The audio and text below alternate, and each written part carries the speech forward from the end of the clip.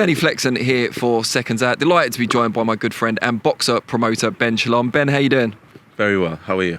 I'm very good. We're outside McGuigan's gym here in a very sunny Leighton on this Monday. And we had to move out of the gym because the grunts coming from Chris Billam-Smith were otherworldly. He's obviously in good form. Overwhelming, yeah. He's in good form, preparing for Lawrence Okolie in a couple of weeks. Latest boxer show in Bournemouth. How much are you looking forward to that one? Yeah, massively. I think it's crazy how quickly it came around. When we first thought about a stadium, if I'm honest, it was something that we were saying. I didn't think that we would actually get to that stage. The first show we'd ever put on in Bournemouth was last July in the BIC. It was 2,000 tickets sold, maybe 3. Then we did 4 in December. So now be looking at 15 is incredible. We managed to get an extension, the operation around it. Thank you to Joe Ashford, who's just been unbelievable in his investment in Bournemouth and licensing and Bournemouth Football Club, and everything has been pretty special. It's the first time they've done an event like this, and you can see the appetite for it. Obviously, now Bournemouth have stayed up. I think it's just going through the roof, and for Billam-Smith, what a dream. I mean, to be sat here now, and I've seen the season ticket holders complaining, why can't we get 15,000 in? I think they only have 11 on match days, and it's going to be a special event for a very, very special fight. Now, it is a dream fight for Chris Billam-Smith, but obviously the result is kind of depending on that. Have you thought about the possibility of him losing and the impact that will have on such a big crowd who are there to see him win? I have, but that's, I think, what's exciting Lawrence Okolie. That's what's special about this fight. It's you're going to have the expectation of the home crowd. They've got their guy fighting for a domestic world title. It's almost too good to be true, but he's fighting probably the best cruiserweight in the world. Whatever people say about him, he is, and someone that is very confident in this fight. But equally, you come down here, you speak to Shane McGuigan, you speak to Billam-Smith. They've taken this fight for a reason. They had a few options. We gave them a few options of who to fight. It was going to be for a world title on May 27th, and they decided that Lawrence Okolie was the right man for it. They know him well. Shane knows him well. Lawrence seems to think he has someone in the camp telling him things as well. It's interesting. Who's your money on? Who do you think is his mole in the camp? Maybe Pritchard. I can't say that. No, I'm joking, but it could be anyone. I think They were training together. They were best mates for a long time. Best mates in a gym sense. They sparred that many rounds together. They know each other that well. And routine matters so much in boxing. When you speak to boxers that are fighting regularly with the trainer that they've been with for a long time, they've got a nice setup. Whilst Lawrence is trained not only promoter and manager, but where he lives, trainer, everything around his camps. He seems, styles. It's going to be, that's what makes it, I think, very interesting. And Lawrence is obviously second fight with Sugar Hill. Wasn't with him a huge amount of time before the first one. Jumps into this fight 7 weeks after David Light. You have to give a lot of credit to him as well. This is he's risking everything away from home. Not many champions will do that in front of a crowd like this. But for me, it's a fight that both fighters need as much as each other. I think Lawrence Okolie needs it after David Light and Chris Billam-Smith. This is what dreams are made of, and to think that his dream was just a fight in Bournemouth, and that was last July, to now be in the stadium for a world title, it truly is going to be something to witness. I think there's now 1,000 extra tickets that has been added because of the license, and so there's 1,000 tickets available as well. So yeah, it's going to be a special night. Joe Pigford, a local guy as well, Lee Cutler, Mace Ruig, a lot of local guys in big fights on the card, and special to bring probably the biggest boxing event ever to the South Coast, and thank you to all the team that's been involved. Now, boxers are making plenty of big fights at the moment. You've got Chris Eubank Jr.'s rematch with Liam Smith coming up in June as well. Slight delay because of an injury to Smith. Yeah. How excited are you about that? And although you want to see Liam Smith achieve another crushing victory, does part of you want a better performance from Eubank Jr. just so it's a better event? I think we do. I think when the fight first got made, everyone in boxing was like, wow, this is probably a 12-round war. Yeah.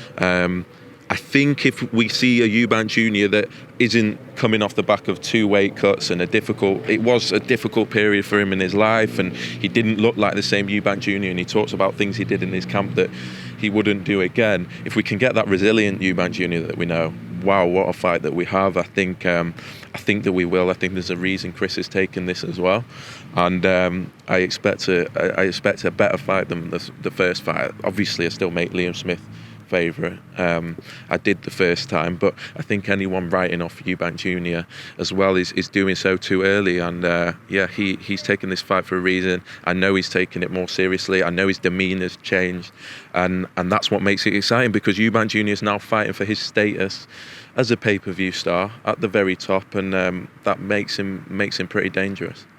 Now, we do have to talk about a fight that unfortunately hasn't been made. I'm sure you've been expecting this question, but the board mandated Fabio Wardley to defend his British heavyweight title against your man, Frazer Clarke. It seemed from what we've talked about with Fraser's management at 258 that they wanted that to happen. They pushed for him to be named as the mandatory challenger. But when it's come to the crunch, you guys have pulled or withdrawn Fraser from the purse bids. So I guess, first of all, just explain why you decided that was the best option for him. For me, we never had planned that Frazer Clarke's next fight was Fabio Wardley. I was never involved in the purse bid, never involved in any of the purse bid, applying for it and anything like that. And in fairness, so it's a question for his management that, in fairness to them, I think they were putting his name in the hat, and you'll have to speak to them, but they didn't think that it was going to be sort of a knee-jerk, right, it's his next fight. And for me, it caught me off guard. I think I spoke out in Poland and I said, look, I don't think we are ready. That doesn't mean anything bad about Frazer Clarke, but he was never planned as his next fight. I've been negotiating for this fight for a while, always for this year, but not his next fight. And that's all. It never changed in my eyes. And so we tried to make the fight. We had to, I think it was a perfect storm of a purse bid that was ordered that we didn't expect. I don't think the trainer did either. And then Frazer, new to the professional game, new to the limelight, and I think he'll admit himself, reacting emotionally to almost anyone that calls him out. And it was almost the perfect storm. And in those moments, I can make an easy decision, which is probably the wrong decision, or I can make what I felt was the right decision. And yes, it was hard, and yes, it was a bit of a PR storm, and it was difficult for me to sort of stand up and take that, because I never was the one that put us in this position. But ultimately, it was for the fighter. It's not for broadcast stuff. It's not for money.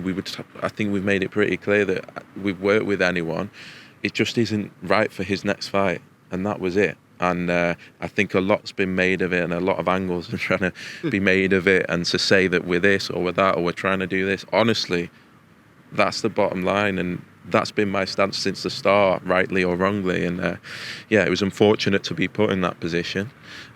We'll make sure that we're not put in that position again, and we'll try and make the fight. But it was difficult. And we've seen, you talked about Frazer reacting emotionally to anyone who calls him out. He's reacted quite emotionally to you guys, it seems, on social media recently as well. I won't say exactly what he said because I don't want this video to get demonetised, but what have the conversations been like since all this blew up between yourself and Frazer, yourself and 258? No, look, I was with Frazer on Sunday. Frazer, as I said, is new in this situation. He doesn't really understand the mechanics of a purse bid and what it means and what that means. Personally, never expected to be in that situation after 6 fights in. His trainer had, we've been in at 6 rounds for a reason, and we're building up, and we have a plan. I think now Frazer's had time to sit down and think about it. He knows who's got his best interests at heart. It really is that. And we made the decision together in the end, and that's probably why it took so long. We had to just get everyone on the same page as to where this has come from, understand where it had come from, and now that we have, I think we're in a very, very good place. And I think sometimes Frazer's he's a working class hero. He's a humble man. I don't think he realises his position, in the sense everyone's going to want to fight him, everyone's going to want to call him out. We want to make the best fights for him when at the right time we feel for him, and that's genuinely all it was. And I think it needed a good conversation on the weekend, and you'll speak to him and you'll speak to his management, who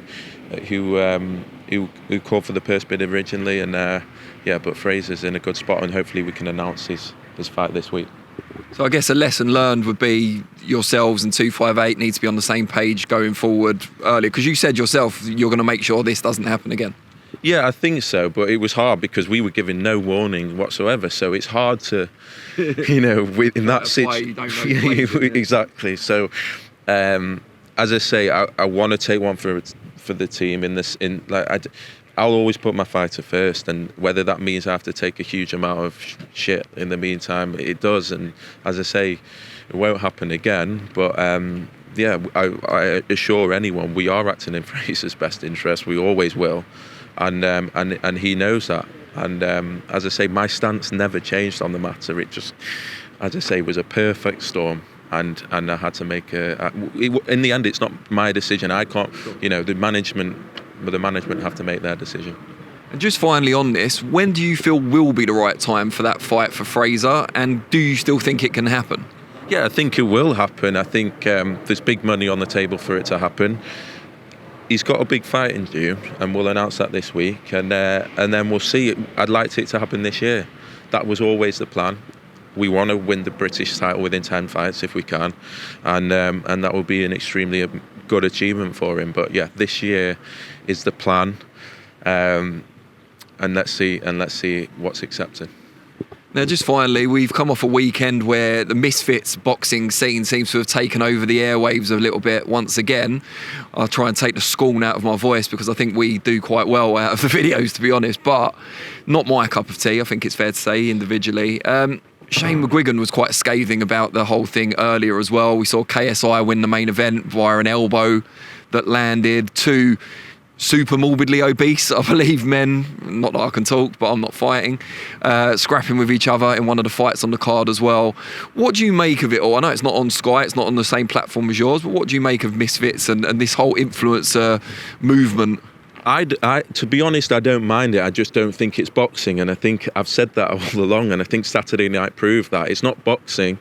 I don't think it should be advertised as boxing. I think the commission is called the Professional Boxing Association, which sort of flies in the face of what professional boxing is. And so when you see something like that, it's again, it's entertainment.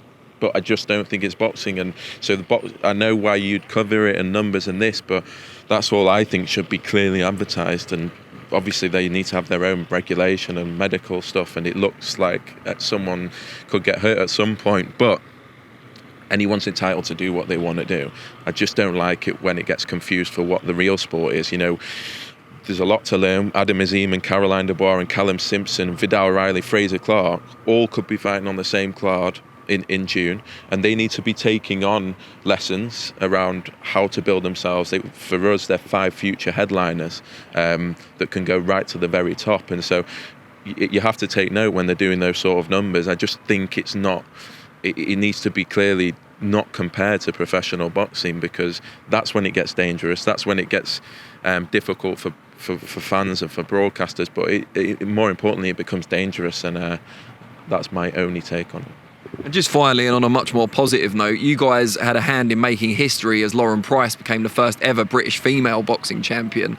Do you plan to make any more of those female British title fights? Maybe Caroline Dubois, someone around that level? Look, Caroline is fighting Yanina Lescano next, number 3 in the world. She bypassed it. She is...